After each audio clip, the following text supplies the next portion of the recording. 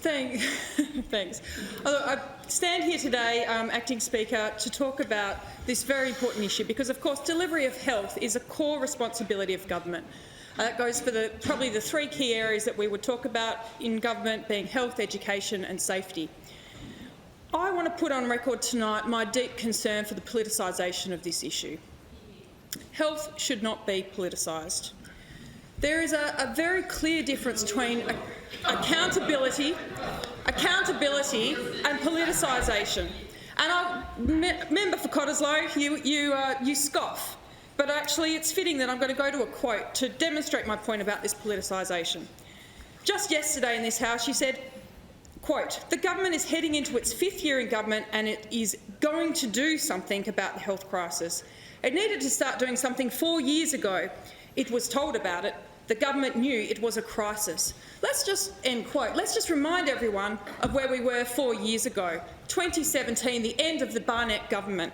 So, on the one hand, but in the next sentence, Member for Cottesloe, just to remind you about what you said just yesterday, in the next sentence you said, "This government makes fun of the hospital system, but it inherited a rebuilt hospital system from the former government." So, members of this place, let's consider, on the one hand, 4 years ago, we knew that there was a crisis and failed to act, but at the other, we inherited a rebuilt hospital system.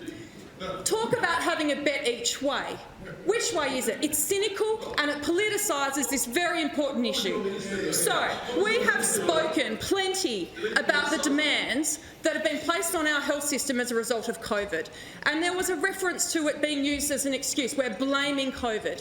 Well, there is no blame to be had on COVID. It is just fact. The demand that has come out of this pandemic is just fact.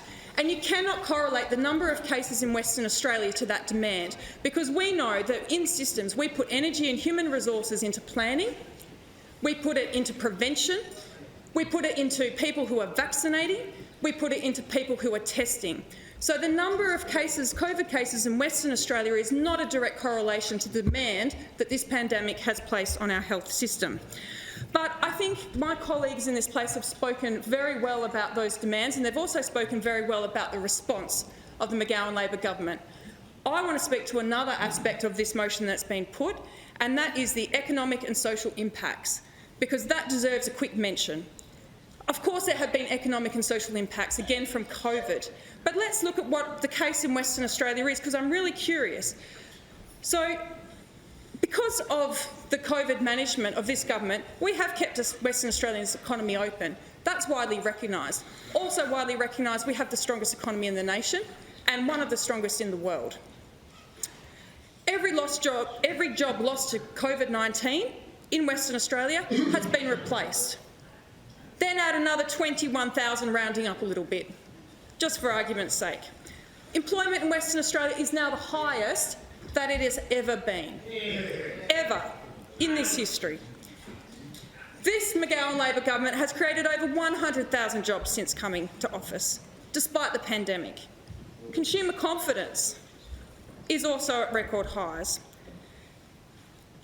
I hope that the situation in New South Wales and the management of the COVID outbreak there, I hope that gets under control rapidly, because I would not like to see that undermine the confidence that we have experienced as a result of the good management of COVID.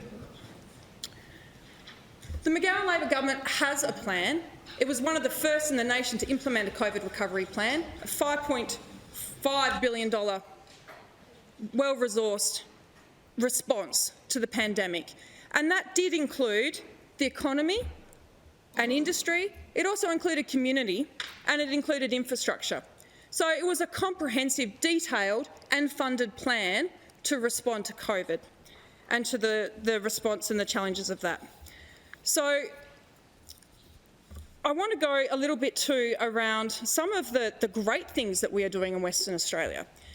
So the Australian National Phenome Centre, which is located in the Murdoch Health Precinct, just outside of my electorate, but I like to claim it a little bit because it is such a magnificent gem.